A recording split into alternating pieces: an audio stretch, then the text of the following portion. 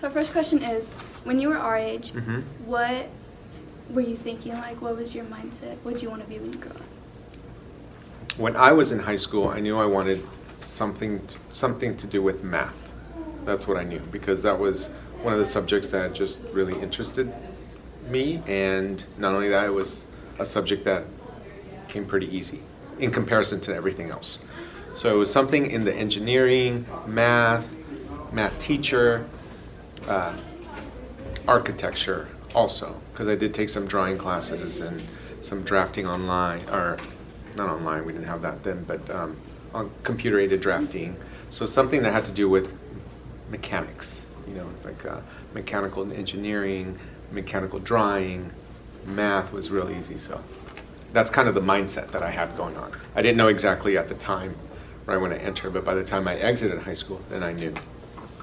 Did you have any inspirations while you were in high school? I did. I have Mr. Shea, who was my trigonometry teacher. He's the one that really inspired me kind of to do better in the class in math. He made it so easy, something that I wanted to do, kind of be what he was doing, because he made it look so easy. He made it seem easy when he presented, his lesson, the way he presented, just the way he interacted with the kids. And if he needed help, he would,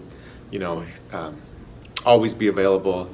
And he did a couple funny things, like he was up in the top, and he would, if kids would put their heads down, he'd have a squirt bottle. Not that took it, but he would squirt people, and that thing shot way across the room. So he would wake people up. We can't do that now, but back then, that was kind of part of the funny stuff that he would do. But it was Mr. Shea that inspired me in really knowing what I wanted to do. And then what was your path you took to get to where you are now? Well, coming out of high school, I didn't go into a 4-year right away, so I went to a 2-year. I went to Palomar College, and then I transferred to Long Beach State. Once I transferred to Long Beach State, then I earned my degree there. I earned a degree in mathematics. And then once I finished my degree, then I went into a credential program. In that credential program, then I got my single subject credential, and I was able to teach. So I taught, as soon as I got out of college, when I graduated from Long Beach State, I went right into the classroom. So I started teaching right away. That was kind of the path. It was, really fast, but that was it. That was the path that I took. If you could change something back then, what would it be?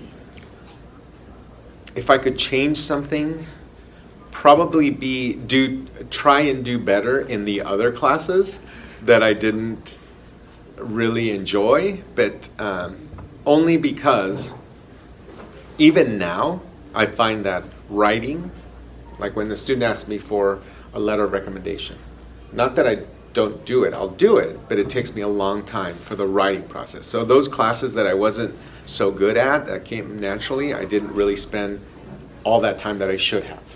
Where now you guys have like ERWC, which is a great class here, because that kind of teaches you how to write, how to analyze, how to prepare yourself better. If I had something like that, I think that would have helped. You know what I mean? Because I just kind of blew it. Not that I blew it off, because I had to go through it all, but it made it tougher later. So if there was one thing to change, it would be that, be well-rounded, put in the effort that I did with the math into the other subjects. And then if you were given the chance to do any other career, Mm-hmm. what would it be? Any other career? Or you could just say, like, do you have like... Well, okay, so teaching math, that's the one thing that I knew at the end of the day, that's what I wanted to do, especially when I got into college. I met this Professor Roberto Mena, who is the smartest guy I've ever met in terms of math. He knew everything. So it didn't matter what course I took. If I went to see him and I asked him a question, he'd know it like that, which is amazing. Okay, but stepping away from that, that's kind of really guided me and made me know that that's what I wanted to do. Now, if I wasn't teaching math, what would I do? It'd still be mathematics, but it would be actuary. I have a friend who I went to high school with. I saw him. We both went separate ways. He graduated from UCR with a math degree. I graduated from Long Beach State. I went into teaching. He went into, and he is now an actuary who works for insurance companies. And that's all statistics, that's all number crunching, that's all analyzing data. And what he does, he calculates risks for insurance companies. He does very, very well. And it's math all day long. So if I had a choice and it wasn't teaching, it would definitely be an actuary. Actuarial science, that's where I would go. That's what I know. So. And then what made you want to teach high school? Like, well, I knew secondary was the thing. So when I got out of college and I went into teaching, I knew it was secondary for sure. I started at the intermediate level. So I started teaching 6th grade, then went to 7th, then went to 8th. Excuse me.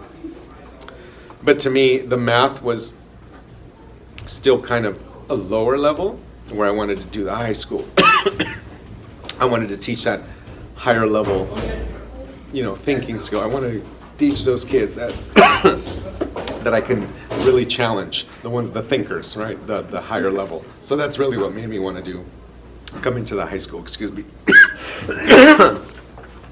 Sorry. It's okay. One more question. Are you satisfied with your job now? I'm extremely satisfied with my job now. So it's everything and more than what I expected. So there's not one day that's the same.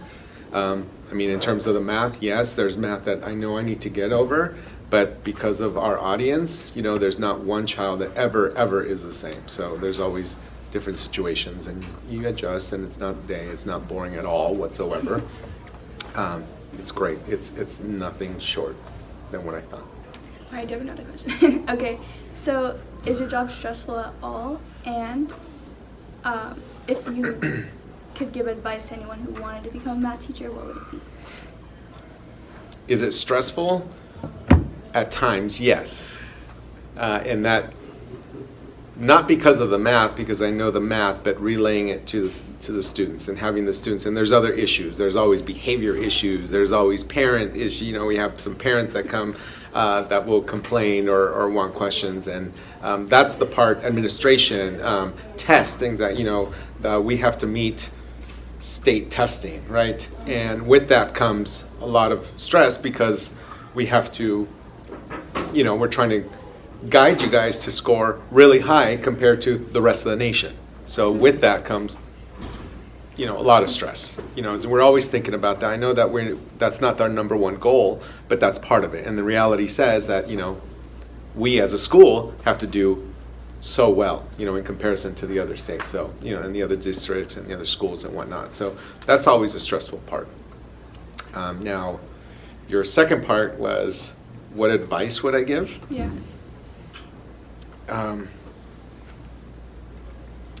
To someone who wants to get into education is probably keep an open mind for sure.